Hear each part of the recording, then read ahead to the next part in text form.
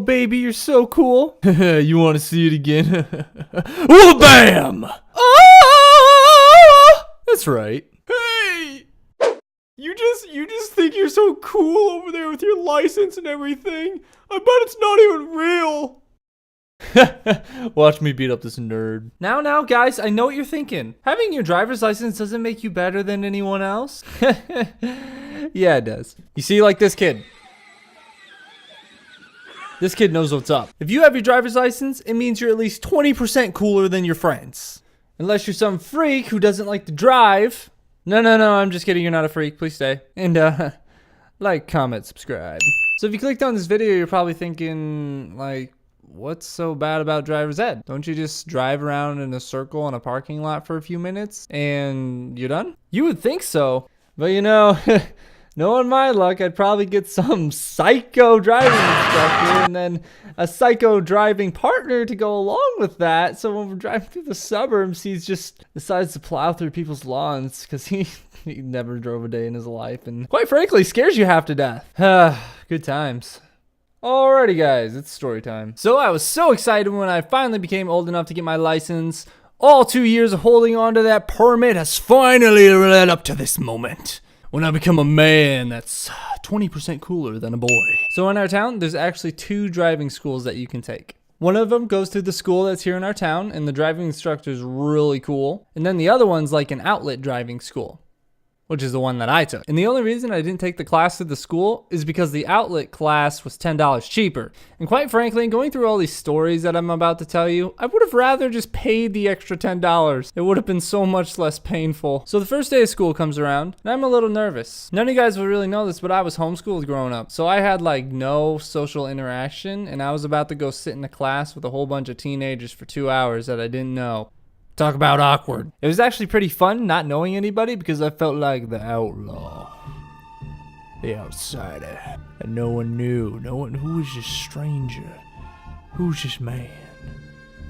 This punk kid. But the first day actually went a lot better than I expected. We just learned about a whole bunch of car parts and junk and stuff I don't really remember. So after class, Mr. Sharp, that's what I called him, assigned everyone to a driving partner. So there was a book part of the test where you had to know all the knowledge of all the cars and stuff. And then there was also a driving part of the test. And you had your partner for the driving part. And you two and the teacher would go out driving for 2 hours and then you would switch driver every half hour. So at the end of the test, both of the students have an hour of driving. So at the end of the day, me and my partner, we'll just call him Biff. Hi, Biff. Don't worry guys, it's not his real name. So now it was our turn to go out driving. Now keep in mind, this is the first time that Biff and I have driven together. I don't know what to expect. So I was driving first, and the first test was just through the suburbs of our town. No big deal.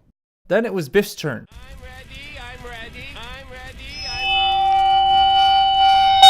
Now guys, here is where it gets good. Apparently, Biff has never driven a day in his life. So he gets in and starts driving, and he's actually doing fine, nothing out of the ordinary. But then he takes his first turn. God, first turn. What do I do? Oh, the frick.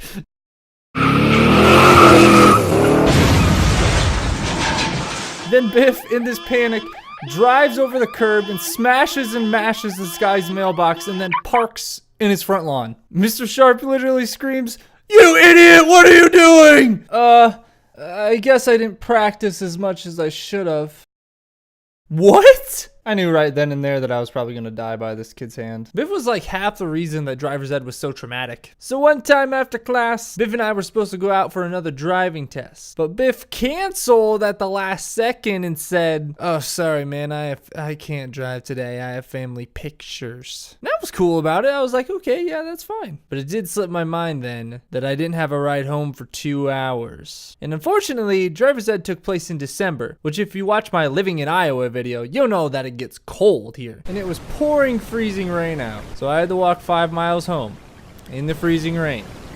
Thank you, Biff. Okay, so that wasn't actually his fault, but I still blame him for it. Okay, last story. Going back to the book part of the tests, the textbooks that we were using had 2 separate sheets with 2 separate answers and 2 separate questions. The sheets were labeled A and B, and this was just so when you were sitting and taking your test, you couldn't peek over because the 2 people next to you would have B sheets if you had an A sheet. So it was just to prevent cheating. They were slightly different questions with slightly different answers. So the first test I took home, because I wasn't sitting around there all day, and I filled it all out. I was feeling really confident. I'm pretty sure I got at least a C is what I was shooting for. Then I took it back and turned it into Mr. Sharp. Then the next day they were handing out the sheets. Then they handed me mine, and it just had a big F on it. I got none of these questions right. I didn't say anything to him because I didn't know what to say. So I took it home and I told my mom. She ended up calling Mr. Shart and talking to him, and we worked the whole thing out. And apparently he was using the test B answers to answer my A test questions. You freaking...